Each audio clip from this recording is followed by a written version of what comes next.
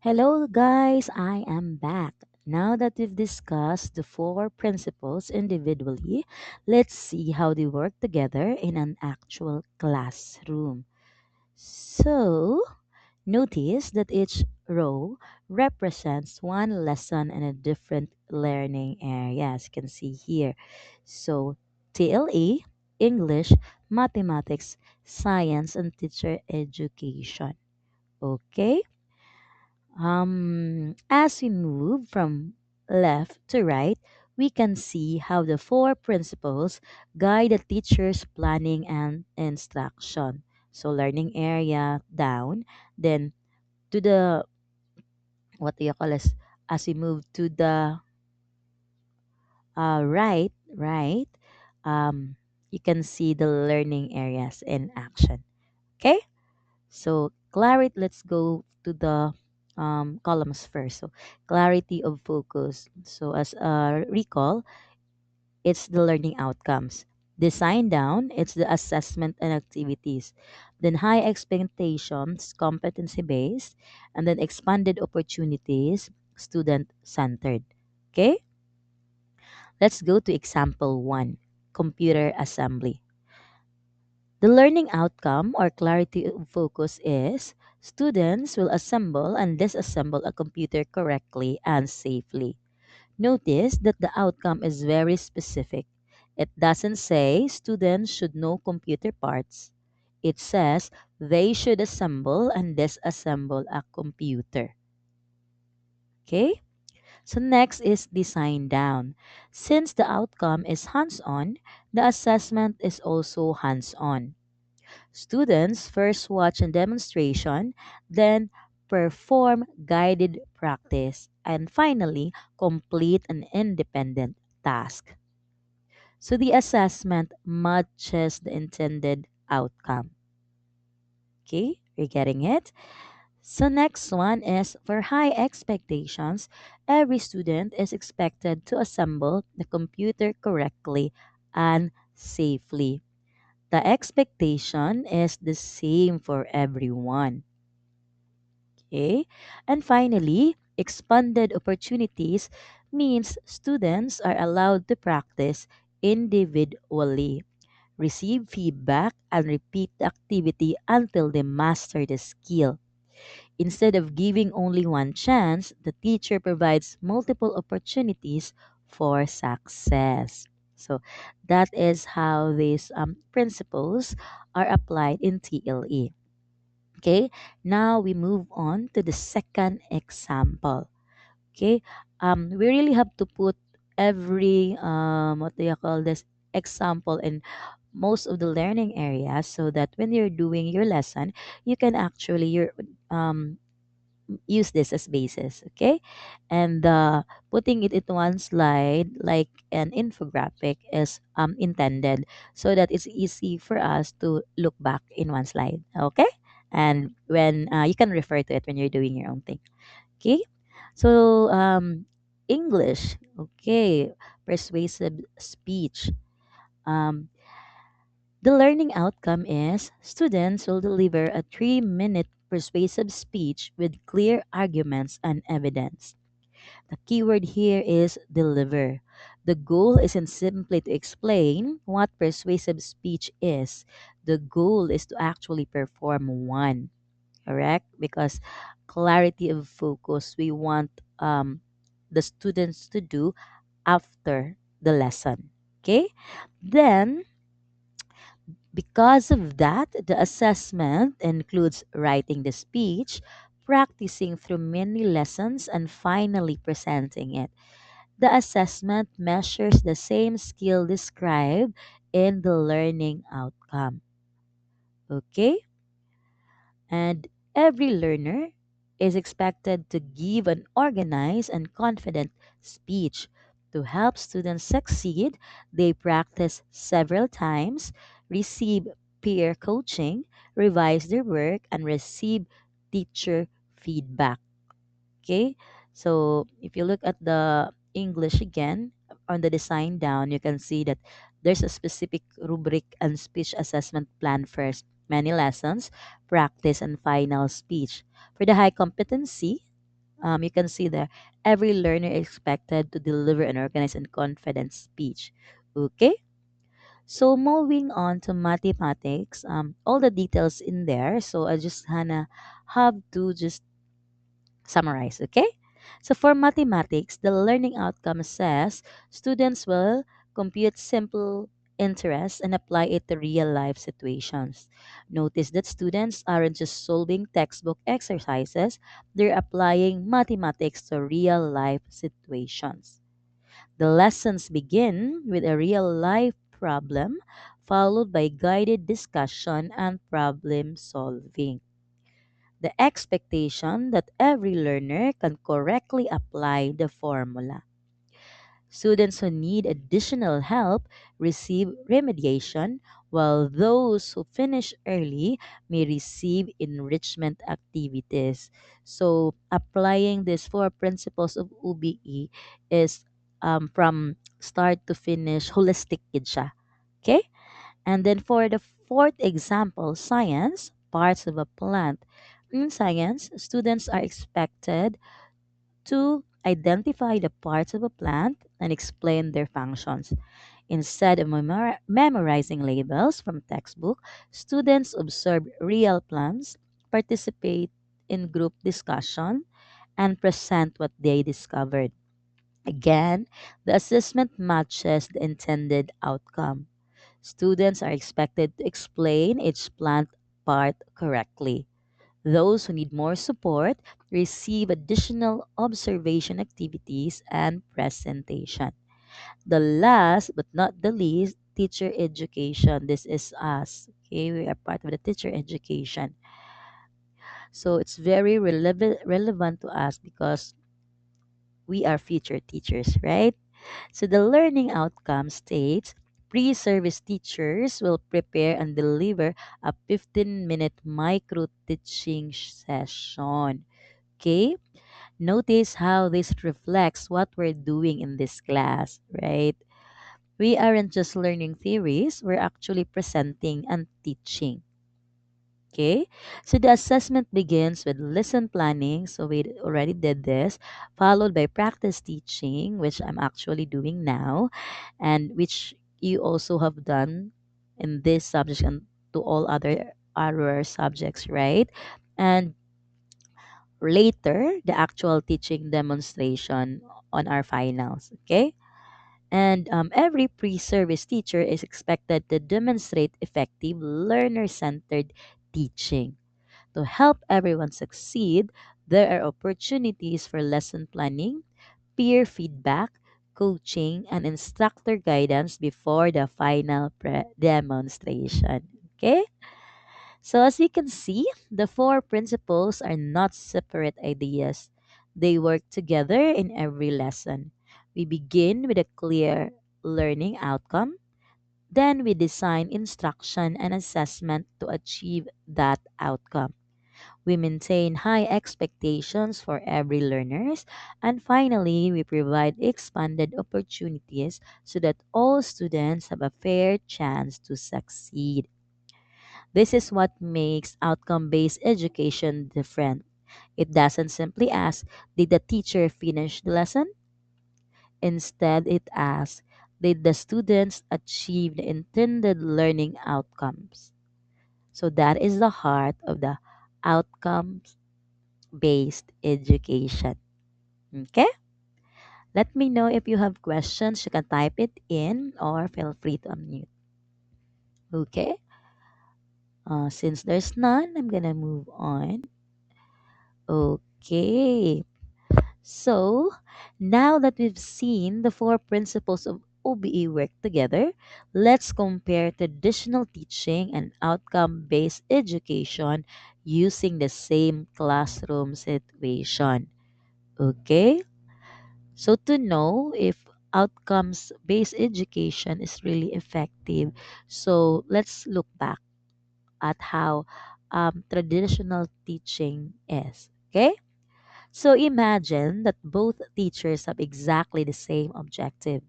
They want their students to learn how to assemble a desktop computer. The goal is the same. The difference is how they help students reach that goal. Traditional teaching. So let's first look at the traditional approach. In this classroom, the teacher spends about an hour explaining the different computer parts and their function. Students listen, take notes, and memorize the information. At the end of the lesson, they take a multiple choice test. So this is how it's done before. Now here's the important question. Does passing the written test automatically mean that students can assemble a computer? What do you think? Have you experienced this before? I have an experience.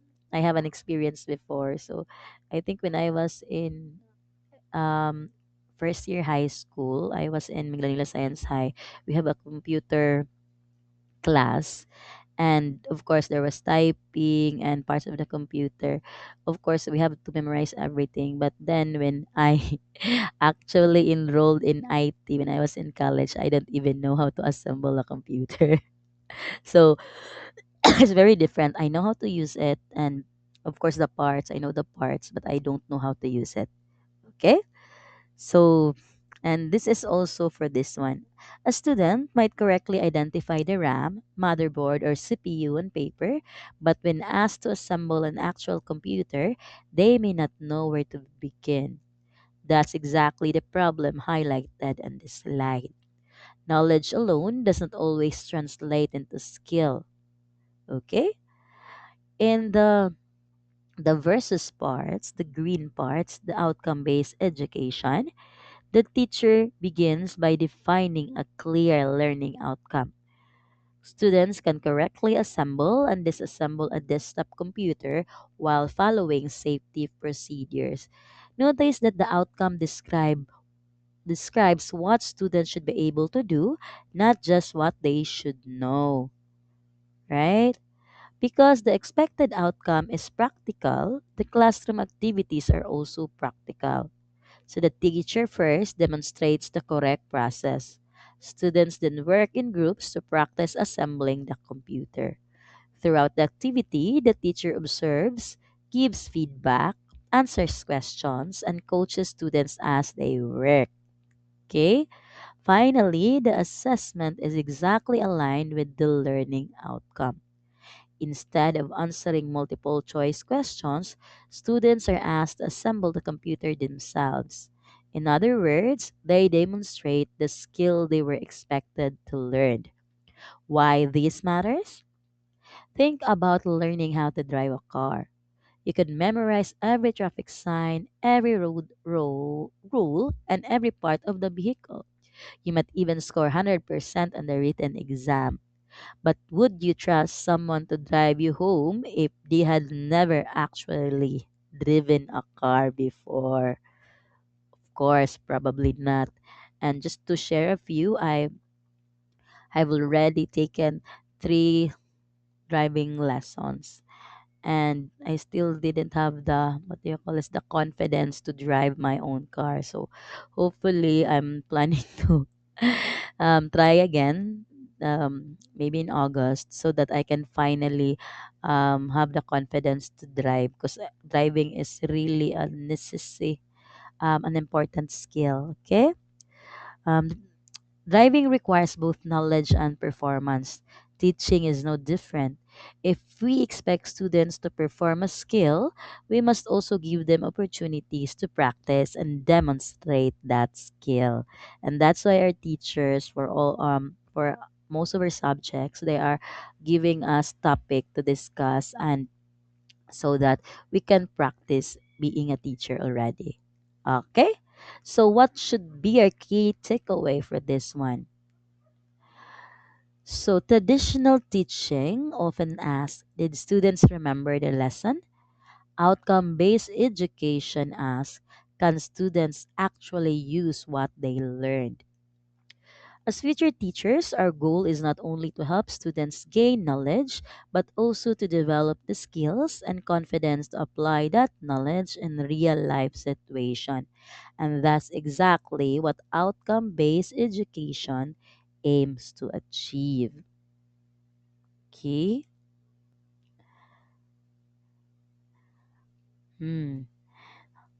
Now we move on. In the previous slide, we compared the two approaches using a classroom example. This time, let's compare their overall philosophy. Although both approaches aim to help students learn, they differ in how teaching, learning, and assessment are viewed. So, teacher centered versus learner centered. Okay, let's begin with the first difference. Okay, in traditional teaching, the classroom is teacher centered. The teacher is the primary source of knowledge. Students mainly listen, take notes, and follow instruction. The teacher asks, "What do I need to teach today?" Okay? So, in outcome based education, the classroom becomes learner centered. The focus shifts to what learners know, can do, and value after the lesson. So before, when we go into the classroom, it's the teacher's domain. So the most of the time, the learners will just listen. But right now, when we go into the classroom, we are expecting learners to be part of the learning process. Okay? Instead of simply delivering information, the teacher designs experiences that help students discover, practice, and apply what they learn. Okay, so for example, in a science class, instead of only explaining plant through a lecture, students might observe real plants, identify each part themselves, and explain its function. The teacher is still important, but instead of being only a lecturer, the teacher becomes a facilitator and a coach. Okay? So the next one is content based versus competency based. The second difference is the focus of learning. Traditional teaching is often content based. Success is measured by how much of the syllabus has been covered. Sometimes we even hear teachers say, "I finished all my lessons this quarter." But finishing the lessons doesn't automatically mean students have mastered them, right? So OBE is competency based, meaning the question changes from "Did I finish teaching?" to "Can my students demonstrate the expected competency?" For example, in ICT, it's not enough for students to memorize Excel formulas. They should be able to create a working spreadsheet that solves a real problem. Of course, as for me, I'm very adept with um, Excel. So I do a lot of things in Excel, even my life. I plan my life in Excel, budget and all that. Okay, maybe some of these days I can show you how I'm organizing my life through Excels. Okay, and then competency means applying knowledge in meaningful situations. So we focus on what um, the student or the learners know after the lesson. And then number three, one size fits all versus differentiated instruction. Another difference is how teachers respond to learners' diversity. Traditional teaching often use one activity and one pace for the whole class. Everyone receives the same instruction regardless of their readiness or learning style. Okay? In OBE, teachers use differentiated instruction. This means recognizing that learners are different while working together the same learning outcomes. For example, if students are learning about the solar system, one group may create a model, another may produce a short video, and another may deliver a presentation.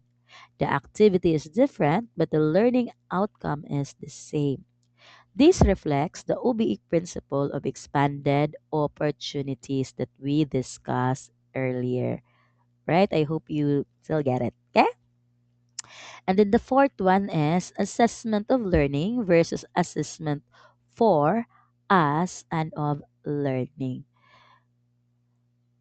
So now that we're in the last part, perhaps this is the biggest difference, right?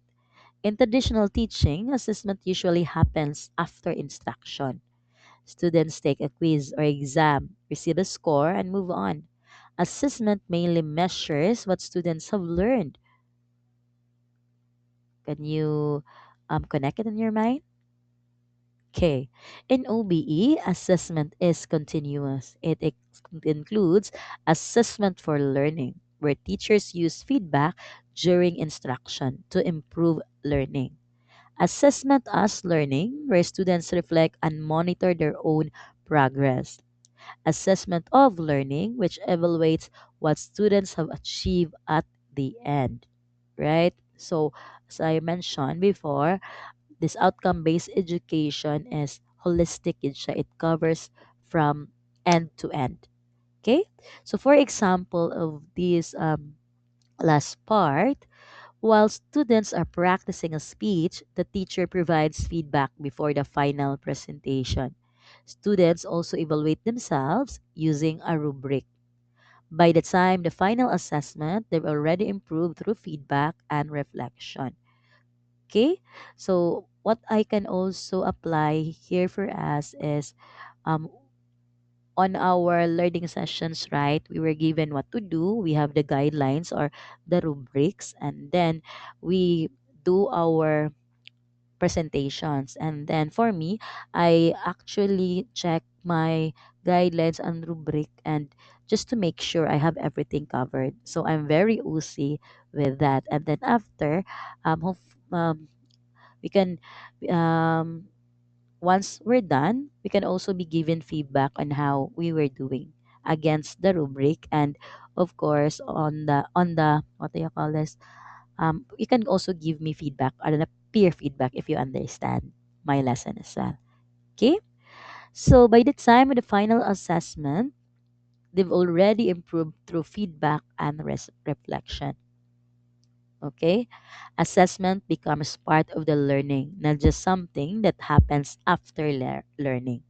So the key takeaway of this slide, so if we summarize everything we've discussed, the biggest shift in OBA is this.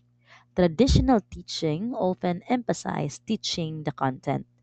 Outcome-based education emphasizes developing competent, lifelong learners who can apply their knowledge, skills, and values in real life situations. That's why the slide reminds us that OBE is about purpose. Why are we learning this? Process. How will we learn it? Progress. How will we know we're improving? Then success. How will we use it? The learning. How will we use our learning in real life? Okay? So it's all there. Different approaches,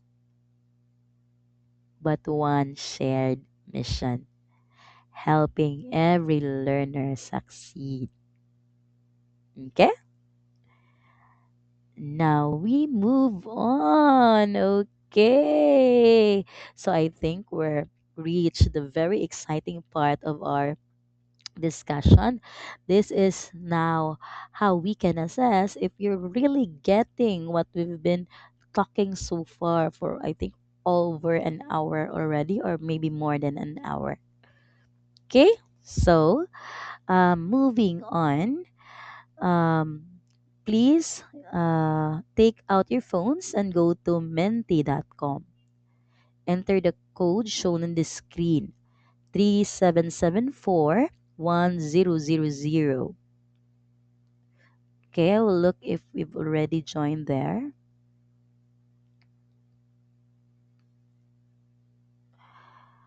So I'll read each scenario aloud. For every question, choose the OBE principle that best matches the situation. You'll have about, I think, 15 seconds for each question. Don't worry if you get it wrong. This is just for learning and we'll discuss every answer together. Ready? Let's begin. Question 1.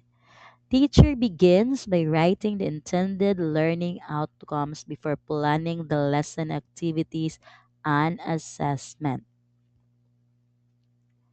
Okay, let's see what everyone choose. Okay, the correct answer is clarity of focus. So the keyword here is begins. The teacher starts by identifying what students should know, understand, and be able to do before thinking about activities or assessment. So a teacher begins by writing. Also, you can see the intended learning outcomes. So when it is ILO, so that's exactly clarity of focus.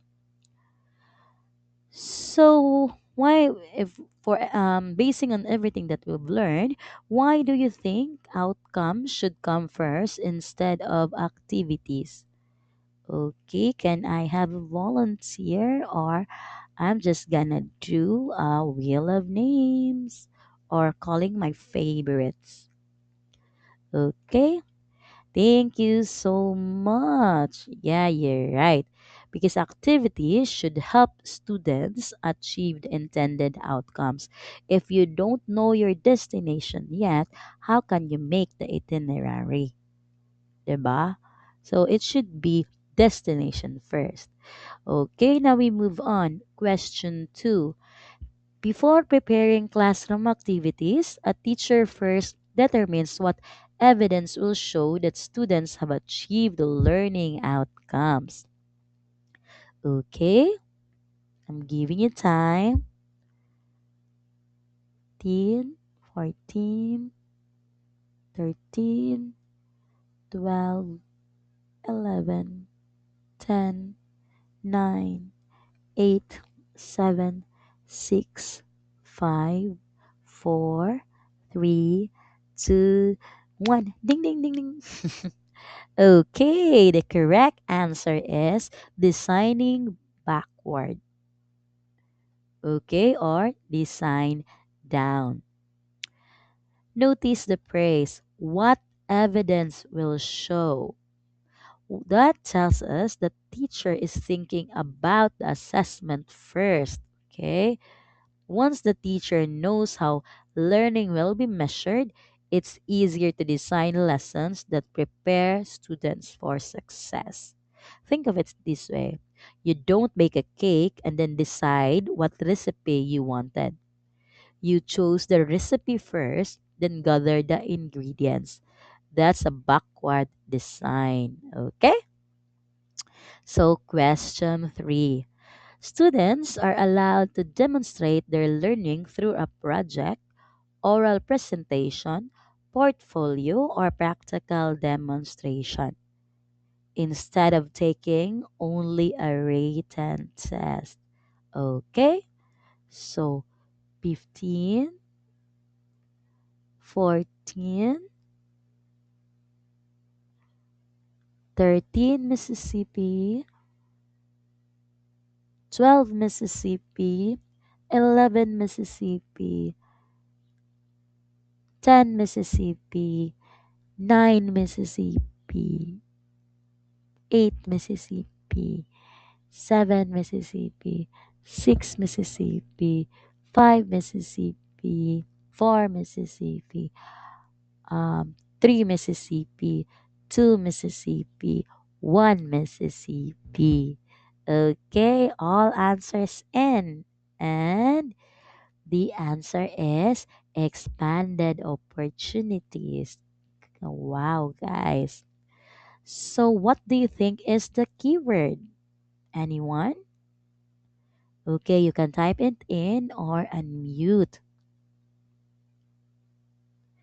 Okay, the keyword is multiple ways. Every student is working toward the same learning outcome, but they're allowed different ways to demonstrate their learning. That doesn't make the standard easier. It simply recognizes that learners have different strengths. For example, some students communicate best through speaking. Others express themselves better through writing, creating videos, or building projects. The destination stays the same, the pathway can vary. Okay? Very good, guys. It looks like you're very attentive with our lesson. Okay, and now for our last, no, not the last, the second to the last. A teacher believes that every learning can succeed and provides additional support and feedback to help struggling students achieve the expected outcomes. Okay, now we go. 15 Mississippi, 14 Mississippi, 13 Mississippi, 12 Mississippi, 11 Mississippi, 10 Mississippi, 9 Mississippi, 8 Mississippi, 7 Mississippi, 6 Mississippi, 5 Mississippi, 4 Mississippi, 3 Mississippi, 2 Mississippi, 1 Mississippi. Okay, all answers in. Of course, the answer is who will volunteer to say the answer. Okay, okay, correct. It's high expectations. Many people think that high expectations means giving difficult exams or expecting perfect scores. That's not actually the idea. It just means believing that every learner is capable of meeting the expected outcomes. So the key word there is a teacher believes that every learner can succeed. Okay? So the teacher doesn't lower the standard. Instead, the teacher increases the support. Notice that the scenario says the teacher provides additional support, feedback, encouragement. And that's what high expectation looks like in practice. So you have high expectations of your students, but you don't actually um, get that high expectations without supporting them. So if you are not giving them clear instruction and expect highly of them, so that's actually wrong. Okay? So you need to guide them. That's why we have rubrics. That's why when we're doing our teaching demonstration, um, our teachers are giving us guidelines as to how we will do it. Okay? It's very detailed and what they are asking us to do. Okay? Next is question 5. This is finally the last. A teacher gives a laboratory experiment because the intended learning outcome requires students to demonstrate proper laboratory skills rather than simply explain them. Okay, I hope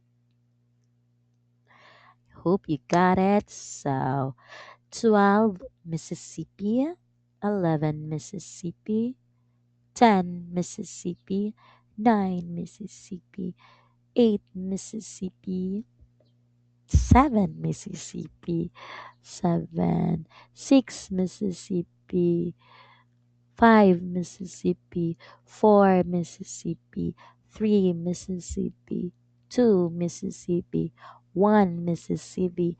And now for the reveal of the answer. Who wants to volunteer? Okay, that is correct. It is the design backwards or designing backwards, design down. So, what do you think is the clue? It is because the intended learning outcome requires. Okay, so gives laboratory experiment because. So there's a purpose. Okay, so that's okay. So, since the desired outcome is practical, the teacher also chooses a practical assessment. The assessment aligns with the outcome.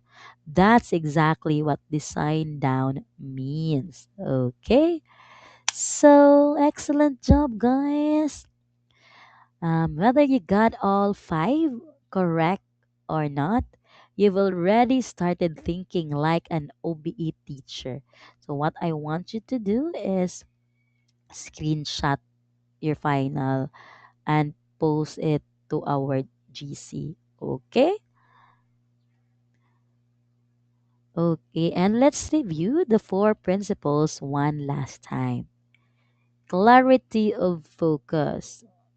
So, any volunteer? What have you remembered with clarity of focus? Okay, congratulations. Thank you. Of course, clarity of focus start with the learning outcomes. Number two, design down. What do you remember about design down? Okay, so correct. Plan assessments and activities based on those outcomes. And the third one is high expectations. Any volunteer? Okay, thank you so much. Okay, correct. Believe every learner can succeed and provide the support they need. The last one is what do you remember about expanded opportunities? Okay, yes, you are right. It offered different pathways so learners can demonstrate success because we know that every learner is different. Okay? And remember, the biggest lesson from today's presentation is outcome based education isn't about asking, did I finish teaching? It's about asking, did my students or learners achieve the intended learning outcomes? Okay? That question is at the heart of effective teaching, and it's the mindset we want to carry with us as future educators. Okay, I hope you got that mindset, guys. So, did my student achieve the intended learning outcomes? So, how about you? Did you achieve the intended learning outcomes? Okay. We've discussed the principles of OBE. It might look like no that we're about to ano na finish, but no, we're still have what do you two slides this is third slides to go before we do with our another activity. So the activity that we did before is just actually a wrap up of the four principles. Okay, but I hope you have been appreciating how we are feeding you with this information little by little, and then we keep um, reminding you about it so that by the end of this discussion, you can just, walk up and, oh, that's outcome based education. Okay, so now we move on. We've discussed the principles of outcome based education, right? The clarity of focus, the design down, the expanded opportunities, and what's the other one? Hala, ex- I know. Okay, let's go back. Of course, the high expectations. Okay, okay.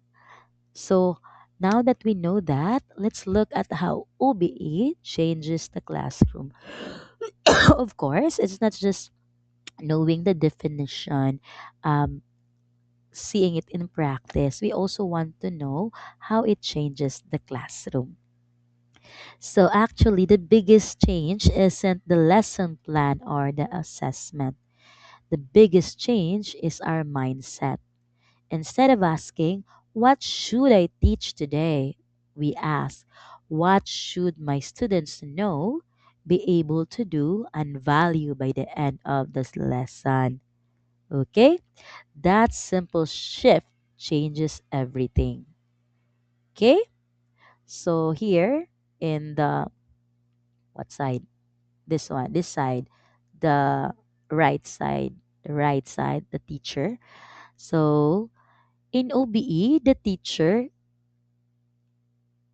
is no longer just a lecturer. If you see the role of the teacher here in the um, left side, and then on the right side in OBE, um, the teacher becomes a facilitator, guide, and coach. Rather than simply giving information, teachers create meaningful learning experiences that help students achieve intended learning outcomes. So before, when you are a teacher, you're just expected to share information. Now, when you apply UBI, the teacher actually becomes a creator. Okay. You think naman of ways on how to um, make the activity or make the lesson engaging for your learners. So mura na tag architect ani unsa pa may laing builders dira, okay? So the next one, teachers also provide timely feedback and assess whether students can actually demonstrate the expected competencies, not just remember information. Okay? So that's the teaching in OBE. Okay, the role of teacher. Okay? And then learning in OBE. So how was it? So if you're a learner, so now you're taking a more active role. Before, when we're a learner, like during my time, when I go to school, I just expect to receive information, take down notes and all that, absorb, absorb, absorb. But right now, there's a shift. Instead of possibly listening, students participate in discussion, solve problems, complete project, and apply what they really learn. So for me, no, if I think about it, kay dugay naman ko na student, murag mas kapoy siya. But actually, on the first glance, kay feeling na ko mas kapoy siya. But because I usually learn by doing, that's how, uh, uh, that's I think what type of learner I am. I cannot I'm I listen, I'm visual, and I also take down notes a lot, but I actually what do you call this can absorb everything if I'm doing it.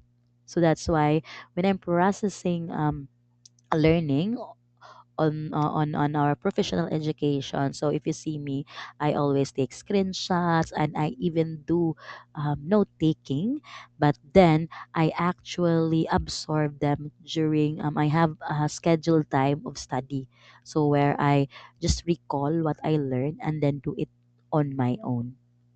Okay, and that's why during our midterm exam, I was just always saying that I didn't actually study because that is true because I actually do the study every after the um every Monday or Wednesdays before the um after the session because I make sure that I absorb what I learn. Okay? So I don't have to cram up every exam because I what do you call this? If it's scenario based, I'm sure I can answer. But that's another story when it's theoretical. Like that's why I'm very sure if there are exams that's one specific names or multiple what do you call this fill in the blanks. Probably I wouldn't have any answers to that because I don't memorize. I understand them. Okay. So, yeah, we're going back again to this instead of memorizing how Excel works, students create a working spreadsheet. So instead of describing a science experiment, they perform it safely and correctly. In OBE, learning is demonstrated through action. Okay? So the mindset shift, it's in the center. The center of the slide captures the heart of OBE. Traditional teaching asks, what should I teach? OBE asks, what should my students know, do, and value? KDV, know, do, and value. The focus shifts from covering content to developing competent learners. Content, of course, is still important, but it becomes a tool for achieving meaningful learning. And if you see here in the bottom, there's the OBE learning cycle. Okay? Everything starts with identifying the learning outcomes. Then the teacher designs the assessments, plans learning activities, allows students to actively learn, assesses their competencies, and provides feedback for continuous improvement. And then this cycle ensures that every activity has a clear purpose and supports students' success. Right?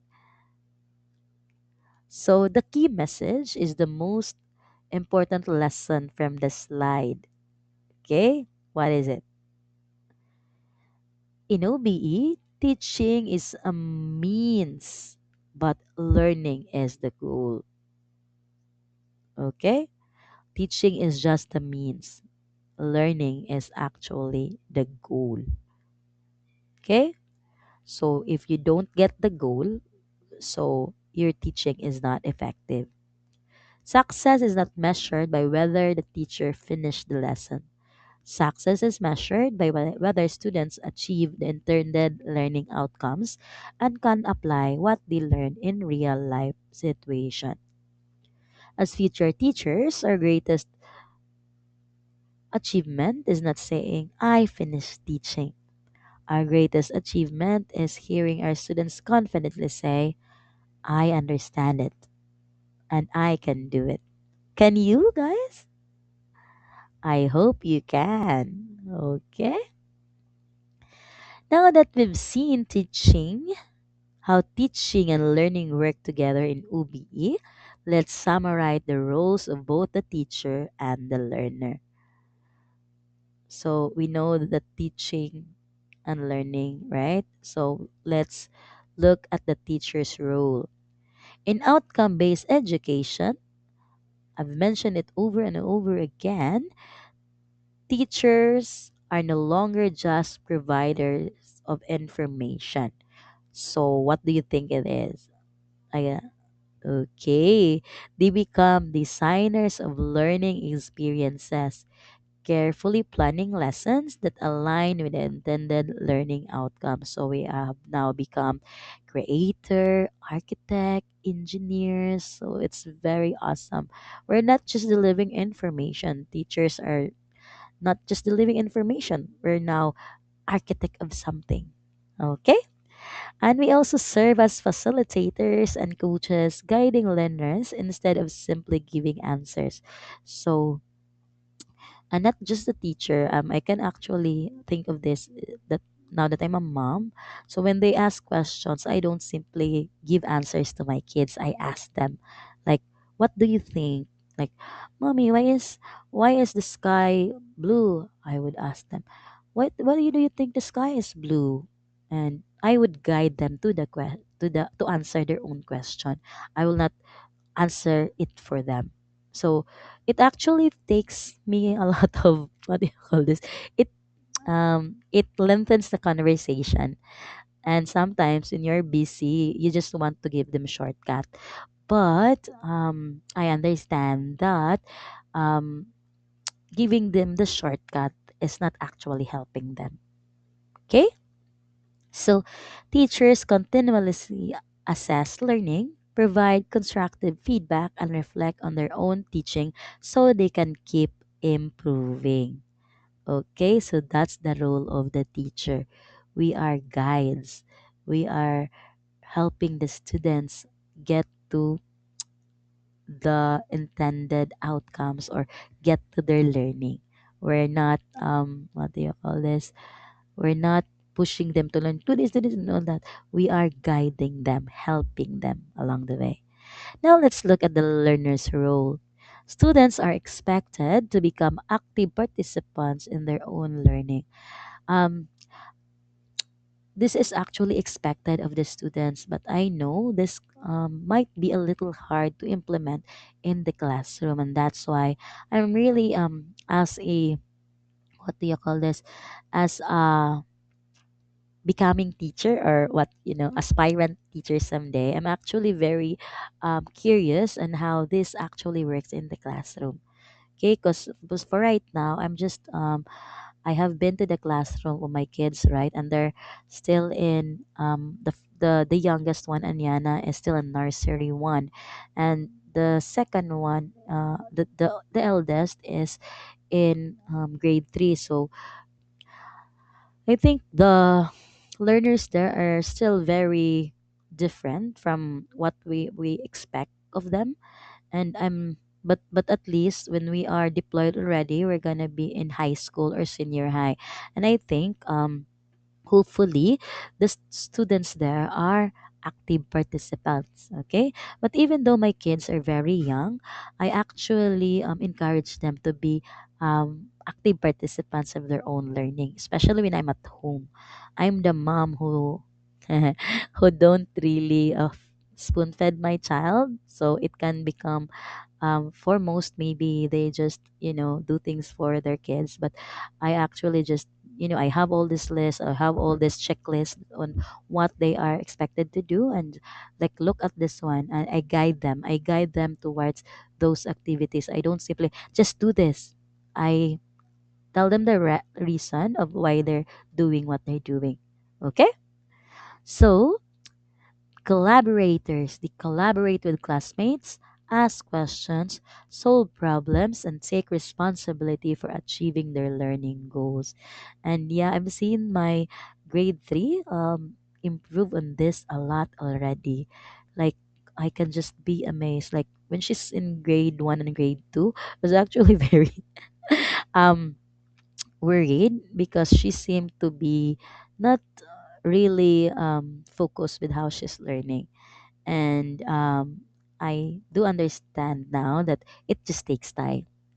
Okay, so the third one is they reflect on what they have learned and apply their knowledge and skills beyond the classroom. So my kid Onyara is very good with this one. What she learns in school, she apply. And then the last one, so the last one that we have is reflect and apply learning.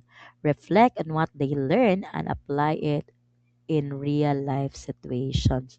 So if you notice in OBE, learning is a shared responsibility. It's no longer just the teacher's responsibility, but everybody's responsibility, including the learners in the classroom. The teacher creates opportunities for learning, but students must actively participate for meaningful learning to happen. So, if you notice, Gani, when you're deployed in your own classroom, if your learners are not actively participating, then you need to change how you are approaching it. Okay? When teachers provide the right guidance and learners take ownership of their learning, the intended outcomes become achievable. So, has to be two-way. The teachers and the learners work together to achieve the intended learning outcomes. So that is why OBE shifts the focus from simply covering content to developing competent, confident, and lifelong learners. And that is the ultimate goal of outcome based education. Okay, now that we've explored the principles, classroom practices, and roles in OBE, let's conclude our discussion by reflecting on its overall impact on teacher education. But that would be on the next presentation. Okay, so see you later, guys.